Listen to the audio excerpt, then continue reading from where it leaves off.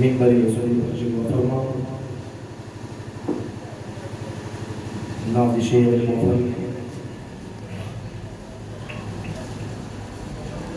خلیفہ حضور سرکار طاہر ملت حضرت علامہ مولانا الشاہ محمد اختر رضا شمسی صاحب اللہ دامت نورانی والقدسیہ، ساتھ ہی ساتھ نباز قوم ملت حضرت مولانا عبدالحی صاحب اللہ، بلبل باغ مدینہ، بادشاہ ترنم جناب قاری محمد عارف صاحب اللہ، نقیب اعظم ہندوستان حضرت علامہ قاری محمد فریاد حسین صاحب اللہ، دیگر سامعین سامعات، السلام علیکم ورحمۃ اللہ تعالی وبرکاتہ۔ الحمدللہ الحمدللہ الذی ابدع الافلاک والارضین، والصلاة والسلام علی سید الانبیاء والمرسلین وعلى آلہ الطیبین وصحابہ المطہرین ومن اتبعهم اجمعین، اما بعد فأعوذ باللہ من الشیطان الرجیم، بسم اللہ الرحمن الرحیم،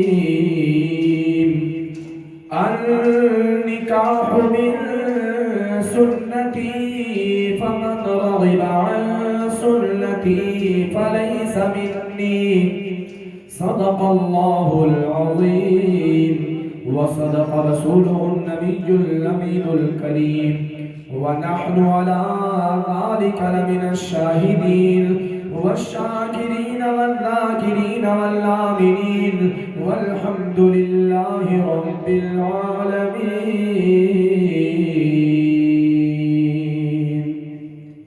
حضرات محترم، بعد نماز عشاء سے لے کر اب تک آپ تمامی حضرات اس محفل میں شرکت کیے ہوئے ہیں، اللہ تعالی ہم سب کی اس حاضری کو اپنے محبوب کے ذکر کے صدقے میں قبول فرمائے۔ آپ دیکھ رہے ہیں نباز قوم ملت، مفکر ملت، ثاقب الفکر حضرت علامہ الشاہ اختر رضا صاحب اللہ، خلیفہ حضور طاہر ملت، اس محفل کی قیادت کر رہے ہیں، اور آج کی محفل جو منعقد کی گئی مخیر ملت حاجی رضی الدین خان صاحب اللہ، ان کے بیٹے کی شادی کی تقریب کے موقع پر اس محفل کو سجایا گیا۔ اللہ رب العالمین اپنے حبیب طبیب صلی اللہ علیہ وسلم کے ذکر کی برکت کے طفیل اس شادی میں خوب برکتیں عطا فرمائے، رحمتیں عطا فرمائے۔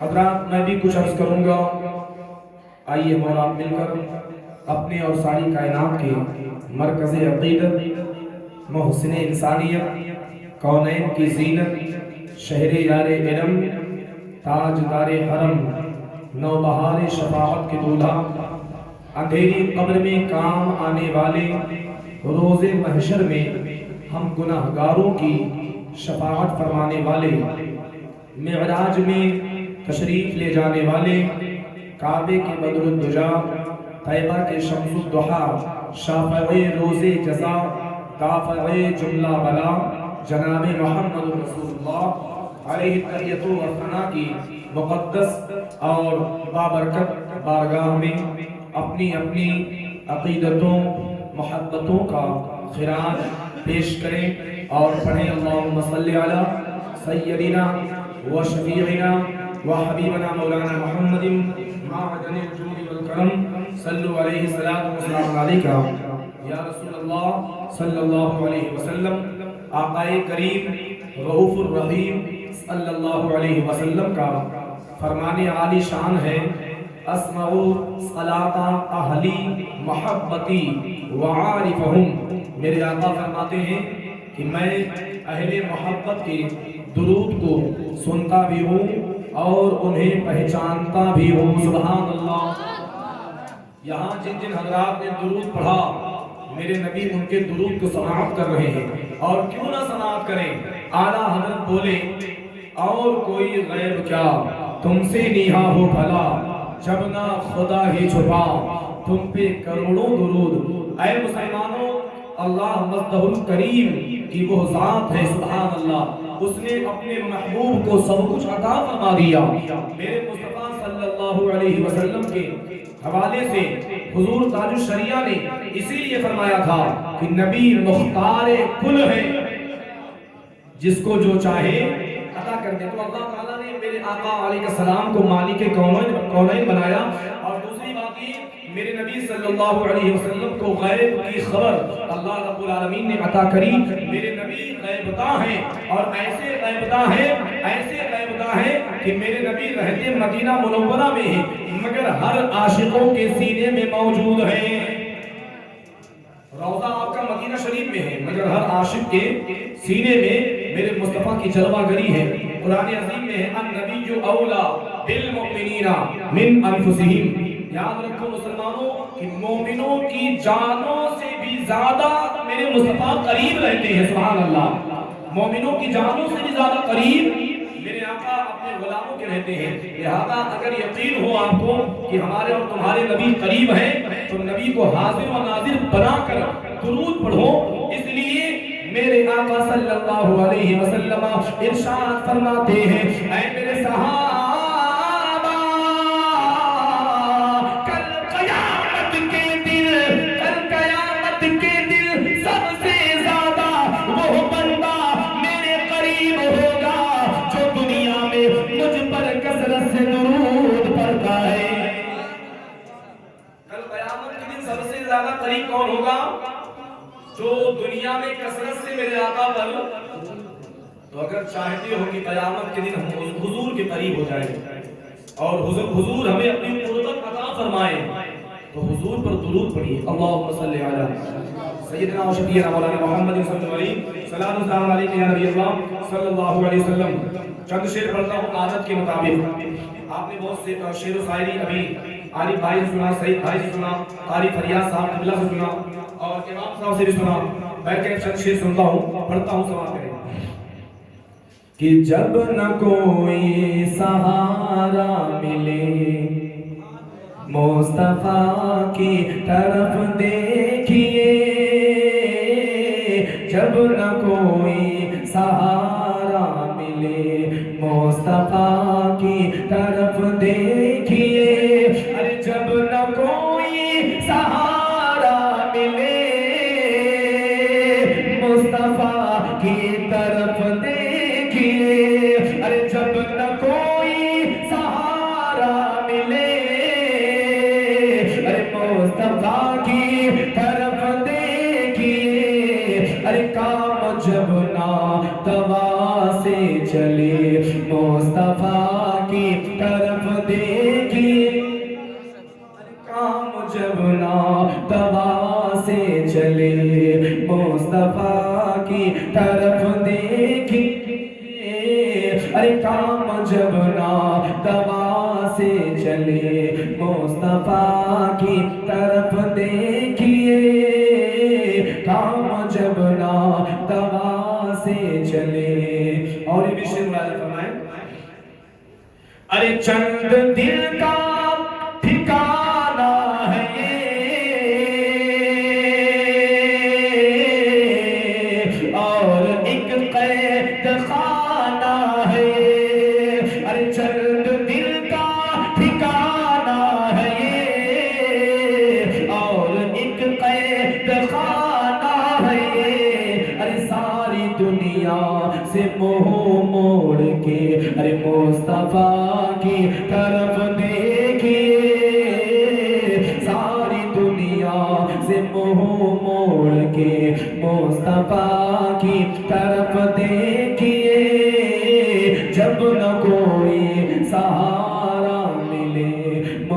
مصطفیٰ کی طرف دیکھیے. اور اللہ کی بھی شعر دیکھیں آپ تمام حضرات. قیامت کے دن منظر کشی کی ہے شاعر نے, سماعت کریں کہ نفسی نفسی کا ہوگا سما,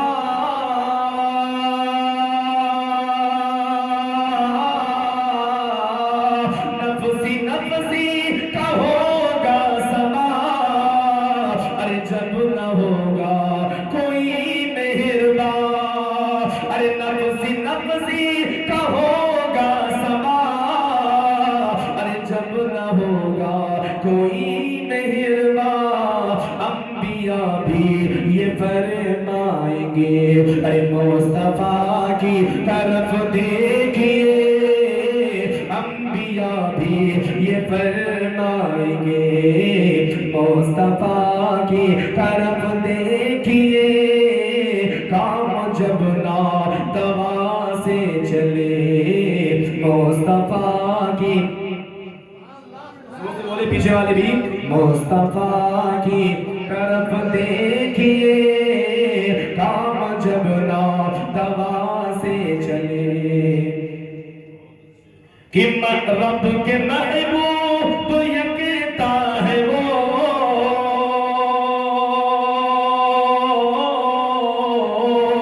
رب کے محبوب یکتا ہے وہ, اور جانے مسیحا ہے وہ, رب کے محبوب یکتا ہے وہ, اور جانے مسیحا ہے وہ, ارے درد و غم کی دوا کے لیے مصطفیٰ کی طرف دیکھیے, درد و غم کی دوا کے لیے مصطفیٰ کی طرف دیکھیے, کام جب ناتوا سے چلے مصطفیٰ کی.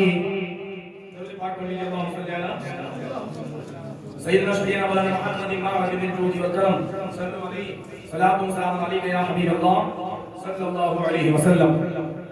حضرات محترم, ایک بات بہت قابل توجہ ہے, اور وہ قابل توجہ بات یہ ہے, آج کے دور میں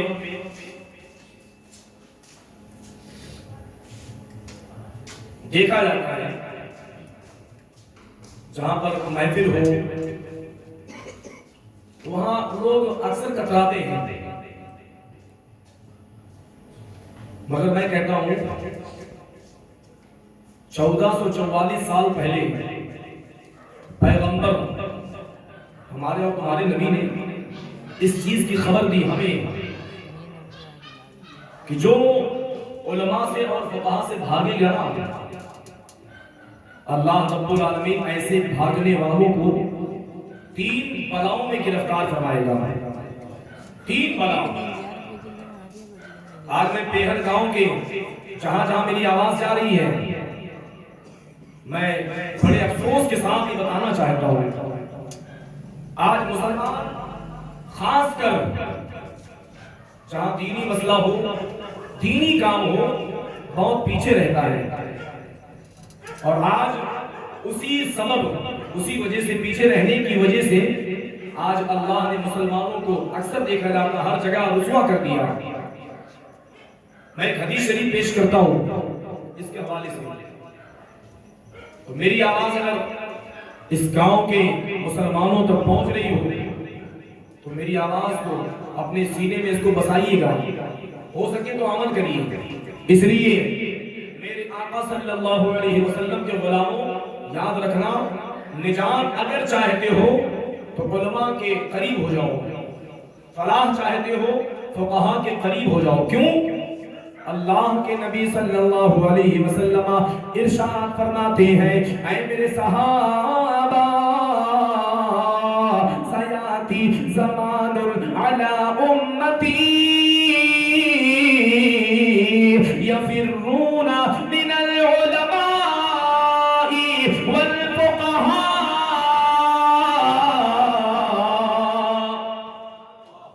فیبتلیہم اللہ بثلاث البلیات اولاہما یغفع البرکت من کسبہم والثانیۃ یسلط اللہ علیہم سلطانا ظالما والثالثۃ یخرجون من الدنیا بغیر ایمان. زور سے بولے. اور اب اس کا ترجمہ سنیے ہے نا, بہت آرام سنیے, آرام سے, تاکہ سمجھ میں بات آئے. خلیفہ حضور طاہر ملت کی دعاؤں کا سارا دن جملہ پہنچا رہا ہوں آپ کو, اور ہو سکے اپنی زندگی میں اس کو مثال ہو. بزرگوں نے فرمایا ہے, اور حضرت خواجہ حسن بصری آپ فرماتے نا کہ اگر علماء نہ ہوتے نا تو عوام جانور جیسے ہو جاتے. کس نے فرمایا؟ خواجہ حسن بصری, اللہ بہت بڑے اللہ کے ولی, انہوں نے فرمایا. اور سرکار خواجہ معین الدین چشتی رضی اللہ تبارک و تعالی عنہ آپ بیان فرماتے ہیں, اگر نجات چاہتے ہو نا تو علماء اور فقہا کے قریب رہا کرو. سبحان اللہ. مگر آج میں دیکھتا ہوں اکثر بیشتر محافل میں شرکت ہوتی ہے تو اس میں لوگ نہیں آتے. ابھی دعوت دے دیا کہ آپ کے کھانے کی دعوت ہے تو مسلمانوں کی بھیڑ لگ جائے گی, مگر اگر رسول اللہ علیہ السلام کا ذکر ہے تو مسلمان اس میں شرکت نہیں کرتا. ایسا نہ کریں, یہ اللہ کا احسان ہے کہ اللہ تعالیٰ نے ذکر ہم سنیوں کے مقدر میں لکھا ہے. ہم سنیوں کے مقدر میں اللہ رب العالمین نے اپنے محبوب کا ذکر لکھ دیا, ورنہ میرے نبی تو کسی کے ذکر کے محتاج تو ہے نہیں. وَرَفَعْنَا لَكَ ذِكْرَكَ کا ہے سایہ تجھ پر. میرے مصطفیٰ علیہ السلام کا ذکر اگر ہم سوچیں کہ ہم ہی کر رہے ہیں, ایسا نہیں ہے, بلکہ میرے مصطفیٰ کا ذکر تو کائنات کا بنانے والا رب بھی کر رہا ہے. بھائی کائنات کا بنانے والا خدا کر رہا ہے, تو جب کائنات کا بنانے والا خدا اپنے مصطفیٰ کا ذکر کر رہا ہے تو مصطفیٰ کسی کے ذکر کے محتاج نہیں ہے, بلکہ یہ تو کرم نوازی میرے مصطفیٰ کی کہ ہم لوگوں سے ذکر سنتے بھی ہیں اور سنوا لیا. تو آپ لوگ آئے ہیں, کرم نوازی ہے, اور جو نہیں آئے ہیں میں ان کو میسج دے رہا ہوں. میسج میرے آقا صلی اللہ علیہ وسلم ارشاد فرماتے ہیں, سیاتی زمان علی امتی, اے میرے صحابہ میری امت پر ایک زمانہ ایسا آئے گا, ایک دور ایسا آئے گا, ایک زمانہ ایسا آئے گا, علی امتی یفرون, وہ بھاگتے نظر آئیں گے من العلماء والفقہاء.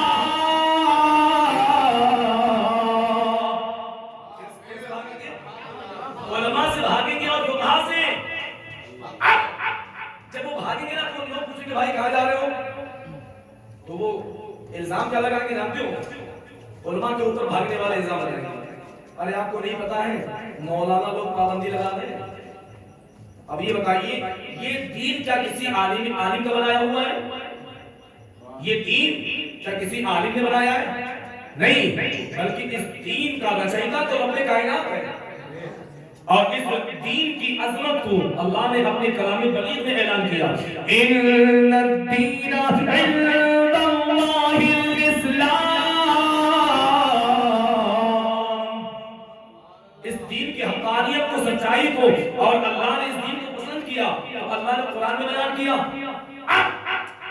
اس دین کے اصول کو لائے کون؟ مصطفیٰ کریم.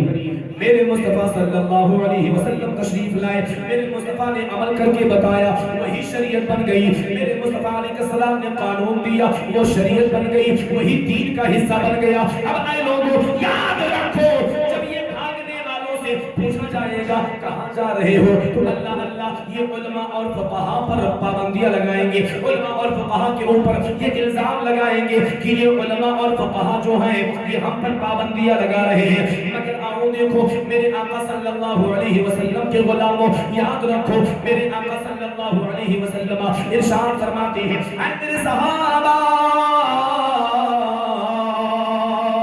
جب علماء سے اور فقہا سے لوگ بھاگتے نظر آئیں گے تو اللہ تعالیٰ ایسے بھاگنے والوں کو 3 بلاؤں میں گرفتار فرمائے گا. کتنا؟ 3 ایک بلا نہیں، 3 بلا. وہ بلا کیا ہے؟ اب اس کو سنیے. پہلی بلا صحابہ نے پوچھا حضور وہ کون سی بلا ہوگی؟ میرے آقا صلی اللہ علیہ وسلم ارشاد فرماتے ہیں اولاہما یرفع البرکۃ من کسبہم. اے میرے صحابہ، ایسے بھاگنے والوں کی روزیوں کی برکتوں کو اللہ تعالی ختم فرما دے گا. ایسے بھاگنے والوں کی روزیوں کی برکتوں کو اللہ اولاہما یرفع البرکۃ من کسبہم. آپ پیچھے جائیے، تھوڑا سا پیچھے جائیے 20 سال پہلے. اس میں کچھ بزرگ لوگ بیٹھے ہیں، ان سے پوچھو کہ 20 سال پہلے گھر میں کمانے والا کتنا تھا؟ کمانے والا ایک تھا، کھانے والے غالباً 15 سے 20 تھے. سب کو الحمدللہ اچھے سے اچھا ملتا بھی تھا اور کمانے والا تنہا تھا، پھر بھی گھر میں برکتیں نازل ہوتی تھی. آج اسی گھر میں کمانے والے غالباً 5 ہیں، 7 ہیں، کسی کے گھر میں 10 ہیں، مگر ایک بوڑھے ماں باپ کو کھلا نہیں پاتے. ان سے پوچھا جائے کیسے نہیں کھلا پاتے ہو یار؟ کیا بتاؤ، بستا ہی نہیں. آپ پیچھے جائیے. آپ نے کبھی سوچا کہ ہماری روزی کی برکت ختم کیسے ہو گئی؟ جو ہم نے اتنا کمایا کہاں چلا گیا؟ تو اے مسلمانوں یاد رکھو، علماء کے قریب رہو، فقہاء کے قریب رہو، دینداروں کے قریب رہو، تقویٰ والوں کے قریب رہو. اس لیے میرے آقا صلی اللہ علیہ وسلم ارشاد فرماتے ہیں کہ جب علماء اور فقہاء سے لوگ بھاگیں گے اللہ تعالیٰ ان کی روزیوں کی برکتوں کو ختم فرما دے گا.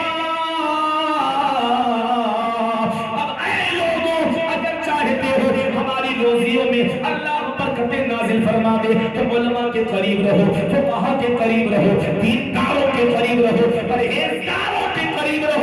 اگر ان کے قریب رہو گے یہاں بھی برکتیں ہوں گی اور قیامت کے دن تمہیں کامیاب کر دیا جائے گا.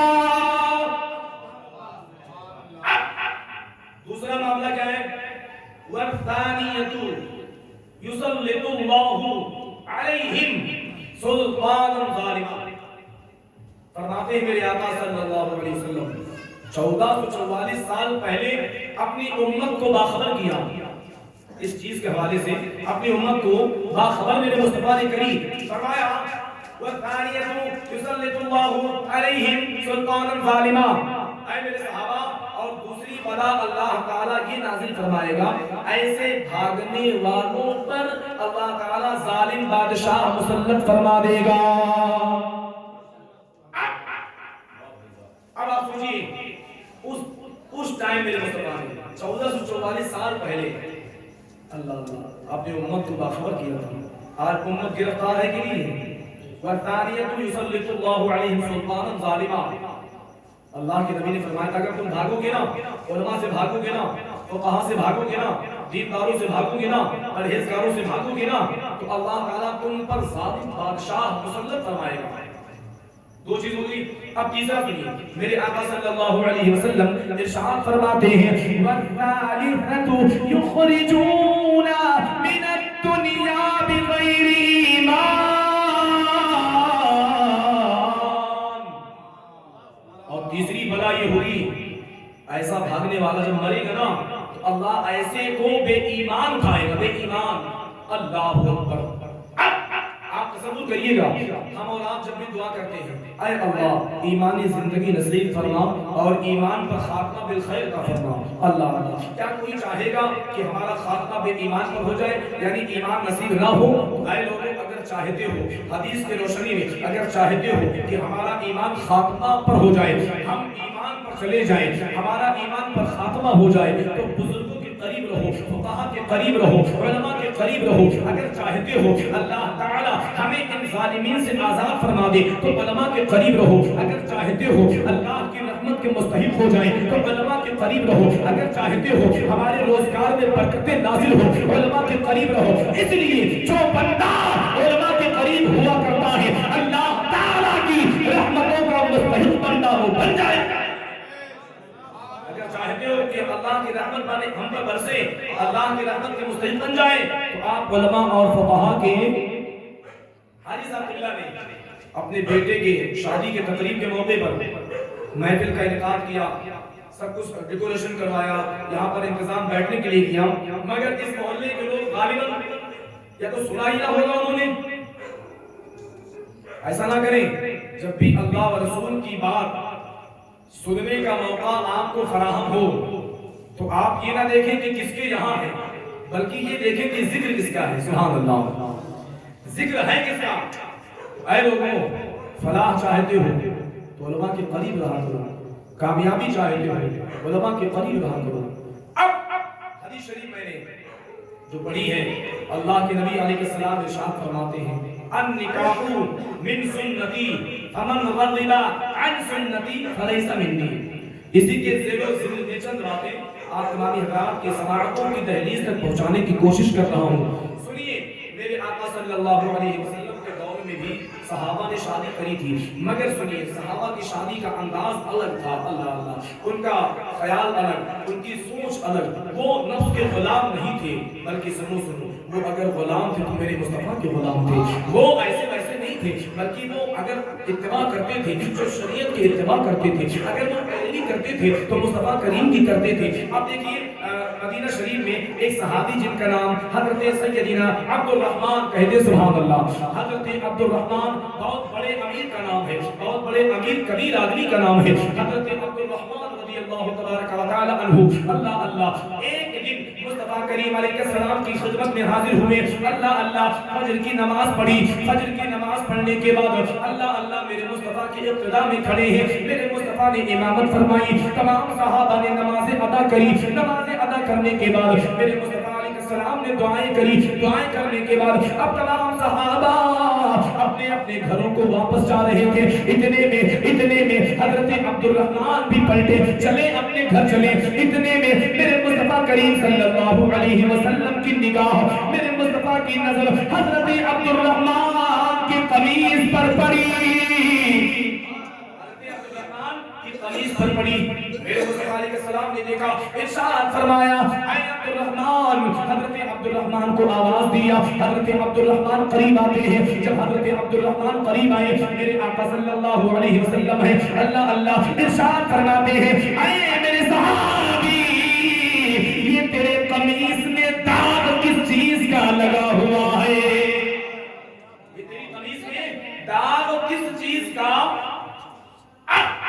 بڑی لجاجت کے انداز میں، متانت کے انداز میں، اللہ اللہ، سر جھکا کر عرض کیا حضور کل میں نے نکاح کیا تھا نا، تو میں نے عطر لگایا تھا، یہ عطر ہی کا داغ ہے۔ اللہ اللہ، اتنا سنا میرے مصطفیٰ خوش ہو گئے، سبحان اللہ۔ عبد الرحمن تو نے شادی کی، نکاح کیا؟ ہاں حضور کل میں نے نکاح کی۔ اچھا، تو میرے مصطفیٰ علیہ السلام کے نبوت والے ہاتھ تھے، اے اللہ عبد الرحمن کی شادی میں برکت دے، برکت دے۔ اب توجہ، شادی کر لیا بہت بڑے ابھی پورے مدینہ میں، یا تو حضرت عثمان ذو النورین رضی اللہ تبارک و تعالی عنہ مشہور تھے، یا حضرت عبد الرحمن۔ حضرت عبد الرحمن اتنے امیر کبیر ہیں، مگر شادی کر لی انہوں نے، نبی کریم علیہ السلام کو بھی خبر نہ کری۔ اللہ اللہ، میرے مصطفیٰ علیہ السلام کو شکوہ نہیں ہوا، کوئی شکایت نہیں ہوئی کہ عبد الرحمن تم نے ہم کو بلایا کیوں نہیں، شادی میں بلا لیتے، کچھ بھی نہیں، بلکہ میرے مصطفیٰ علیہ السلام کے نبوت والے ہاتھ اٹھے۔ ہاتھ اٹھنے کے بعد میرے مصطفیٰ نے دعا فرمائی، اے رب ذوالجلال، عبد الرحمن نے جو نکاح کیا ہے، اے رب ذوالجلال اس کی شادی میں رحمتیں نازل فرما،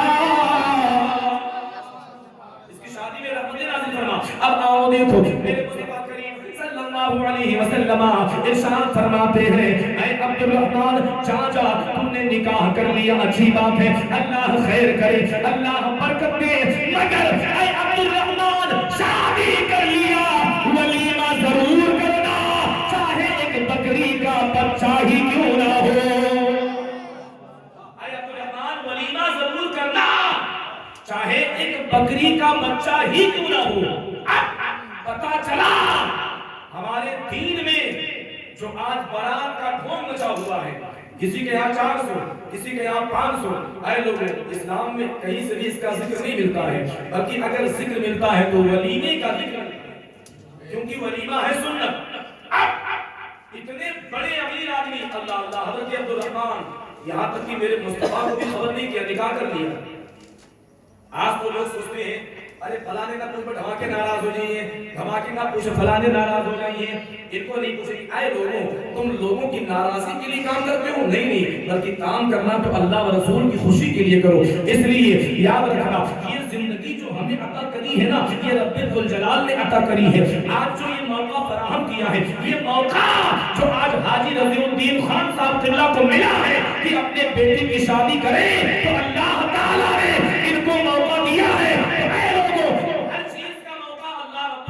ہی دیتا ہے, زندگی کا مالک وہی ہے, اللہ رب العالمین ہر چیز دیتا ہے. اور سن لو, اللہ تبارک و تعالیٰ کا بے پناہ بے پناہ بے پناہ کرم ہے. میرے مصطفیٰ علیہ السلام کی سنت کریمہ انشاءاللہ تعالیٰ غالباً پرسوں انشاءاللہ تعالیٰ حاجی صاحب قبلہ کے بیٹے کے سر پر جب صحرا بنے گا اور سنت کریمہ سجایا جائے گا نا, اور پڑھا جائے گا نکاح خوانی کے خطبے کو, سبحان اللہ, تو جس جگہ پر نکاح خوانی کی تقریب منعقد کی جاتی ہے نا, تو اس جگہ پر رحمت کے فرشتوں کی آمد ہوتی ہے. سبحان اللہ, اتنی بڑی محفل ہوتی ہے یار. نکاح خوانی کی تقریب معمولی تقریب ہوتی ہے. اور سنیے, میں نے ایک حدیث شریف میں اور پڑھا, آقا کریم صلی اللہ علیہ وسلم ارشاد فرماتے, کہہ دیجئے صلی اللہ تعالی, دوسری پڑھا کریے, درود ہے صلی اللہ تعالی علیہ وسلم. میرے آقا صلی اللہ علیہ وسلم ارشاد فرماتے ہیں کہ اگر بندہ 2 رکعت نماز نفل پڑھے, 2 رکعت نماز نفل پڑھے, اور غیر شادی شدہ ہو اور 2 رکعت نماز نفل پڑھے, تو میرے آقا صلی اللہ علیہ وسلم ارشاد فرماتے ہیں, اے میرے صحابہ, اگر وہ 2 رکعت نماز نفل پڑھے گا تو وہ 2 رکعت ہی کا ثواب پائے گا. مگر آؤ دیکھو, میرے آقا آگے بیان فرماتے ہیں, اے میرے صحابہ, وہی بندہ اگر نکاح کر لے, نکاح کرنے کے بعد اگر 2 رکعت نماز پڑھے گا, اللہ تعالیٰ سنت کے صدقے میں 2 کے بدلے 70 رکعت کا ثواب عطا فرمائے گا. پہلے تو ہی رکعت مل رہا تھا, مگر جب حضور کی سنت پر عمل ہو گیا نا, اس لیے نکاح یہ نصف ایمان ہے.